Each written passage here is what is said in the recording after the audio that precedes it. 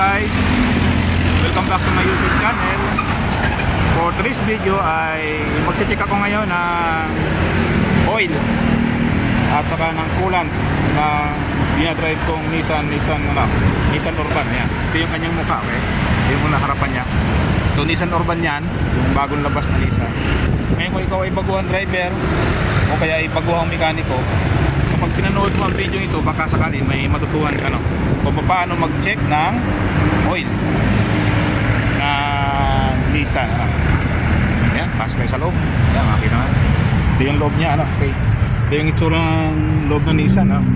So meron ko dito sa pin na doormat para hindi madumi ang makina. Okay. So naka-close pa yan. So ang una mo gagawin, kinakailangan mo tong i-fold, ipa-fold mo tong upuan. Kailangan nakabend yan. Yan, so nakabend na siya. So i-bend mo siya, so may pakrop na kasi damit siya.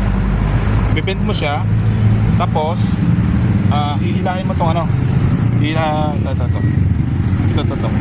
hihilahin mo siya para umatras yung upuan. Hila, tapos iatas mo siya, atras. Ayan, atas kasi yan. Yan, nakasagad na siya. So tapos yung lock dito sa sa ilalim, may lock dito sa ilalim yan. Ito yung lock niya, ayan, nakalock yan, nakalock pa yan. So ipitigin mo lang to. Yan, okay na siya. So wala na siyang sabit. Dapat hindi nakasabit yan dito. Kasi normal niya nakasabit siya. Yan yung lock niya. So yan, tatanggalin mo siya. Okay. So dalawa yan, meron isa dito sa tabi, tapos meron yan dun sa bandang dulo, sa bandang gitna. Ayan, yun. Nakalock pa yun, nakalock pa rin yun. So ano mo lang yan, tataas mo lang yung nasa baba. Taas mo lang to. Yun, tanggalin mo yung sabit na yan. Saka yun, baba mo lang siya. Okay, tanggal mo na pareho yung dalawang lock. Tanggal na yan. So next, ang gagawin mo, ito naman. Ito yung ginagamit pagbubuhat, para may angat mo yung upuan. Ito iangat ko na yung upuan. Yan. Ayan. Yo. Yan, ganyan ang maging itsura niyan. So nakaangat na siya. Tapos yung pansabit na to sa tabi, mayroong pansabit yan. Ito yung pansabit niya. Hanapan mo na sabitan niya dito. Sa kulay puting ito, yan ito kulay puti.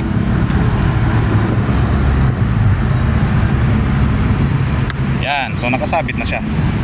Yan, so kung titingnan mo, nakaangat na ngayon yung pinakaupuan niya. So ayun, doon mo na makikita. Hindi pwede ka na mag-check ngayon ng coolant. Okay.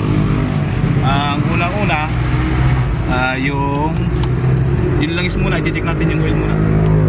Oil, andun yung oil sa bandang sa bandang dulo yung oil. Ayun, yung kulay dilaw na liver. Tingnan ko ngayon yung aking langis, yung oil, kumusta na ang level niya. So yung oil level niya ay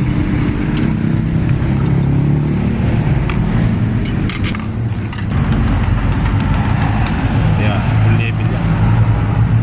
Kikita mo naman yun. Okay, ibig sabihin may oil siya. Ayan, ibabalik ko na siya. Ibabalik ko na. So isushoot mo lang yan dyan. Ayan. Kita ba? Yun. Ibalik mo na siya doon. Ayun. Yan. So nakabalik na siya.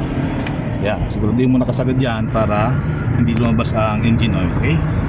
So next, yung coolant. Check natin yung coolant. Ito. Check mo yung coolant.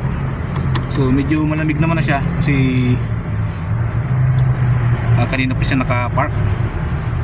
Natin. Kung mainit yan, wag mong bubuksan. Okay, hintayin mo mga 1 oras o 2 oras bago buksan. Kung mainit, pwede kang maglagay ng sapin sa kamay. So ngayon, since hindi na siya mainit, pwede ko siyang kamayin. Okay, so sisilipin mo lang kung may kulang pa.